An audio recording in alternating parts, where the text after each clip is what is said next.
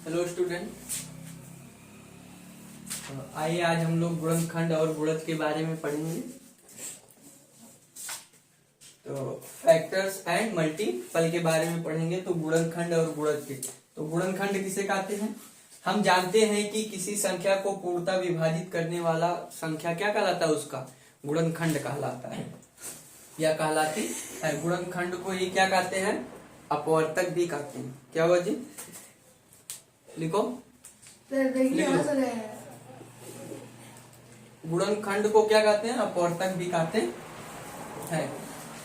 तो आइए गुणनखंड के बारे में और जानते हैं, डीपली चलते हैं गुणनखंड के को लेकर। देखिए, और गुणज,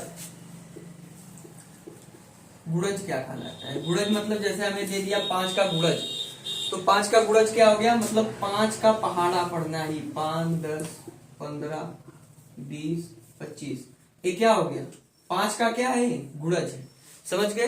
5 का गुणज, 5 के बाद जो 5 के पहाड़े में प्रयोग होता है वो क्या कहलाता है? गुणज कहलाता है। जैसे 5 का 1 में गुणा किए तो कितना प्राप्त हुआ? 5 प्राप्त हुआ। 5 का 2 में गुणा किए तो कितना प्राप्त हुआ? 10 प्राप्त हुआ। 5 का अगर हम 3 में गुणा करेंगे तो कितना प्राप्त होगा? 15 प्राप्त होगा। 5 का अगर हम 4 में गुणा करेंगे तो कितना प्राप्त होगा? 20 प्राप्त होगा। 5 का अगर हम 5 में गुणा करेंगे तो कितना प्राप्त होगा? 25। इसी तरीके से हम आगे करते चले जाएंगे, वो हमारा क्या कहलाएगा? गुणज कहलाएगा। समझ में आया? गुणज। और देखो,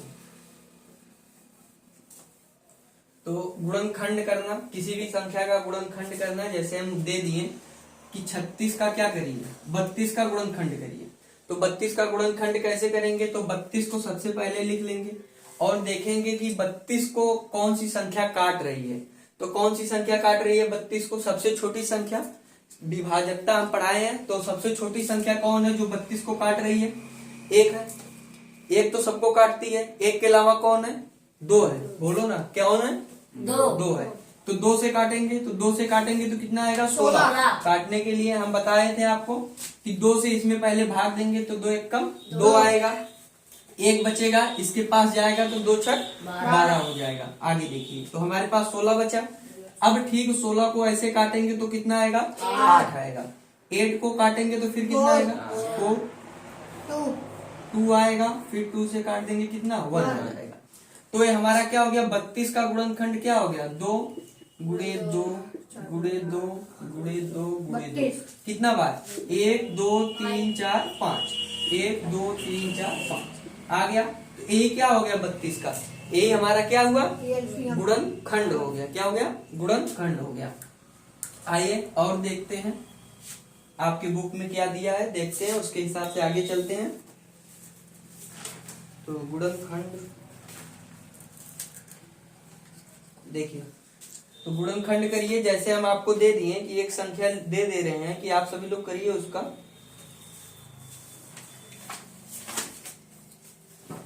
जैसे हम आपको दे दिए 252।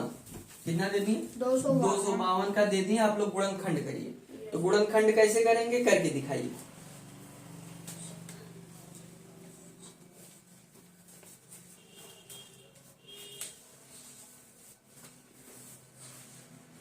तो इसका देखिए गुणनखंड करेंगे। 2 एक कम, देखिए 2 एक कम 2, अब फिर एक बचेगा 2 दूनी 4, 1 इसमें जाएगा 2 छक 12।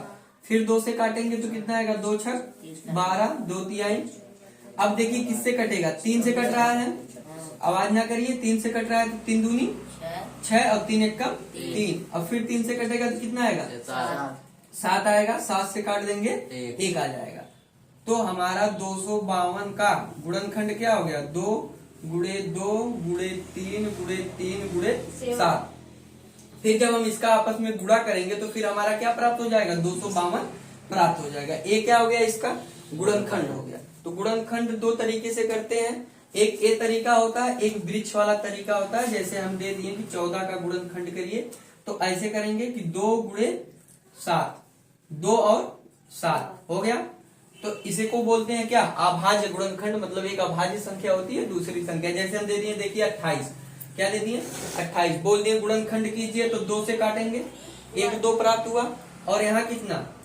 14 प्राप्त होगा। होगा कि नहीं होगा? देखिए 2 14 दूनी 28। फिर जब 14 का करेंगे तो यहाँ पर 2 प्राप्त होगा, 2 से कट रहा है तो कितनी बार कटेगा? 7 बार, 7 हो गया। ये क्या हो गया? अभाज्य गुणनखंड हो गया। तो अभाज्य गुणनखंड किस तरीके से करते हैं? ऐसे करते हैं।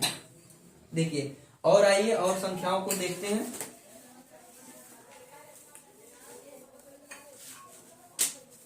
तो गुणनखंड काफी बेहद जरूरी है आप लोगों के लिए। गुणनखंड नहीं जानेंगे तो आगे चल के लासा मासा और भी तमाम चीजों को करने में क्या होगी? परेशानियां होंगी, कठिनाइयां होंगी। तो गुणनखंड के बारे में और जानते हैं। जैसे आपको दे दिया अभाज्य गुणनखंड मतलब क्या होता है? अभाज्य संख्या बताए थे। अभाज्य संख्या उसे कहते हैं जो संख्या किससे? एक और स्वयं से कटे, यही ना? जो एक और स्वयं से कटे वो कौन सी संख्या कहलाती है? अभाज्य संख्या कहलाती है। तो आता है एक अभाज्य गुणनखंड करना। तो अगर हम आपको दे दें कि अभाज्य गुणनखंड कीजिए, कौन सा गुणनखंड कीजिए? अभाज्य गुणनखंड। जैसे हम आपको दे दें कि 24 का अभाज्य गुणनखंड कीजिए। अभाज्य गुणनखंड करने का क्या मतलब? इसको अभाज्य संख्याओं से ही क्या करिए? विभाजित करिए। देखिए जैसे हम आपको 24 दे दें तो 8 3 24 होगा कि नहीं होगा? तो इसका गुणनखंड ए भी हो गया कि नहीं हो गया? 8 गुणे 3, या भी तो इसका गुणनखंड हो गया। लेकिन 8 अभाज्य है नहीं है, इसलिए या जब पूछेगा कि अभाज्य गुणनखंड कीजिए, गुणनखंड करने के लिए दिएगा तो आप ऐसे कर सकते हैं 3 गुणे 8, 8 3 24, या भी तो है। लेकिन हमें जब पूछेगा अभाज्य करिए तो अभाज्य का मतलब होता है उसे सिर्फ और सिर्फ कौन सी संख्या से काटनी है? अभाज्य संख्या से काटनी है। तो हम 24 को ऐसे लिख लेंगे और जब इसका गुणनखंड करेंगे तो 2 से काटेंगे कितना आएगा? 12 आएगा। फिर 2 से काटेंगे 6 आएगा। फिर 2 से काटेंगे 3 आएगा। फिर 3 से काट देंगे कितना आ गया? 1 आ गया। एक क्या हो गया? अभाज्य। देखिए जितनी भी संख्याएं प्राप्त हुई सब अभाज्य हैं कि नहीं है? तो ये हो गया अभाज्य गुणनखंड। कौन सा गुणनखंड हो गया? अभाज्य गुणनखंड। जैसे हम आपको देते 24 का अभाज्य गुणनखंड कीजिए तो आप क्या लिखेंगे? 2 गुणे 2 गुणे 2 गुणे 3, है ना? ये कौन सा गुणनखंड है? अभाज्य गुणनखंड। अभाज्य गुणनखंड है, समझ गए? देखिए जैसे और संख्या लेते हैं, आपको दे दिए, जैसे आपको दे दिए 84, बोल दिए 84 का गुणनखंड कीजिए, अभाज्य गुणनखंड कीजिए। कौन सा गुणनखंड कीजिए? अभाज्य गुणनखंड कीजिए। तो कैसे करेंगे आप 84 का अभाज्य गुणनखंड? करिए आप लोग अपने नोटबुक में करिए। देखिए आपको हम बता रहे हैं कि 84 का अभाज्य गुणनखंड करने के लिए अभाज्य संख्या से ही काटेंगे इसको।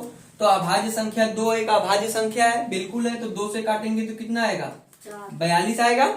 फिर 2 से काटेंगे 2 दूनी 21 आएगा। फिर कितने से कटेगा? 3 से कटेगा तो कितना आएगा?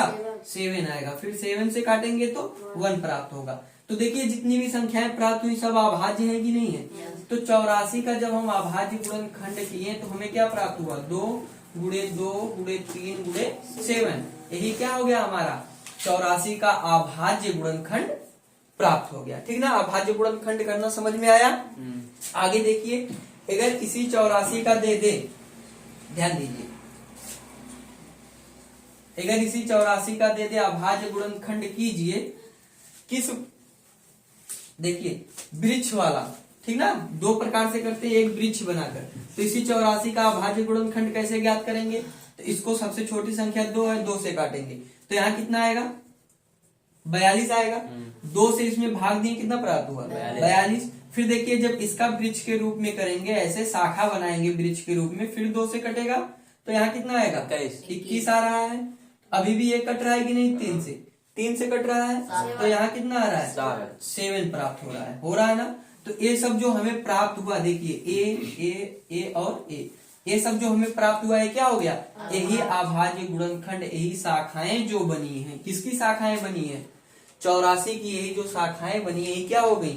अभाज्य गुणनखंड हो गई। जैसे हम लिख सकते हैं इसको, देखिए 2 गुणे 2 गुणे 3 गुणे 7 आएगा। 2 दूनी 4 तिहाई 12 और 12 से कितना हो गया? 84 आ गया, बिल्कुल ठीक ना? इसी तरीके से क्या करते हैं? अभाज्य गुणनखंड ज्ञात करते हैं। तो उम्मीद कर रहे हैं आपको अभाज्य गुणनखंड और गुणनखंड करना बेहद ही आसानी से समझ में आया होगा। आइए और गुणज के बारे में थोड़ा सा जान लेते हैं। जैसे गुणज, ठीक ना? अभी हम आपको बोल दें कि आप बताइए 10 का गुणज क्या है। 10 का गुणज, 10 का 5 गुणज बताइए, कितना गुणज? 10 का 5 गुणज, 10 का 5 गुणज। ठीक, 10 का 5 गुणज मतलब क्या है? 10 में पहले हम 1 से गुणा करेंगे, ठीक, तो कितना प्राप्त हुआ? 10 प्राप्त हुआ। 10 में फिर किससे गुणा करेंगे? 2 से गुणा करेंगे तो कितना प्राप्त होगा? 20 प्राप्त होगा। 10 में फिर 3 से गुणा करेंगे तो कितना प्राप्त होगा? 30। फिर 10 में कितने से गुणा करेंगे? 4 से गुणा करेंगे तो कितना प्राप्त होगा? 40। फिर 10 से 5 से गुणा करेंगे तो कितना प्राप्त होगा? 50। तो 1 2 10 था, 10 पूछा ही है, तो 1 2 3 4, अगर 10 में हम 6 से गुणा कर लिए तो कितना प्राप्त हो गया? 60 हो गया। तो 10 के एक क्या हो गए? गुणज हो गए। क्या हो गए? गुणज हो गए, 5 गुणज हो गए। समझ गए गुणज? गुणज मतलब संख्याओं का, जो संख्या दे दे उसी का पहाड़ा पढ़ते हुए चला जाना है, ठीक ना, चले जाना है, वही क्या हो जाएगी? उसका गुणज हो जाएगी, गुणज कहलाती है। ठीक, तो आज के लिए बस इतना ही, और मिलते हैं नेक्स्ट वीडियो में। ठीक।